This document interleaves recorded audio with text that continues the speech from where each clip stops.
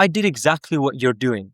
I went through Duolingo, I tried Pimsleur, Babbel, I tried all these apps, okay? I got nowhere in several weeks. I got literally nowhere, okay? But when I started actually like learning Spanish through speaking and understanding real Spanish, and I did this through a course called Language Transfer, literally within the first like 2 or 3 days, I noticed such a big leap in progress. And so like, this is what it looked like for me. It was literally, as I was doing all the apps and streaks and stuff, and it was literally a flat line, no progress. And then as soon as I started doing speaking and understanding, my progress just completely skyrocketed and I got conversational. And what you'll notice is every single person on YouTube who got fluent very, very fast did the exact same things. And so like your action step, if I'm going to tell you, if you're going to take anything from this video, replace the app studying with just simply taking those 10 minutes and replacing them on like listening to native Spanish, trying to understand what you're saying, for example. Right. Or if you're just starting out, I'd highly recommend checking out the Speedy Spanish cheat sheets, which are all my cheat sheets to help you start learning Spanish with these frameworks. And you'll find it in the first link in the description.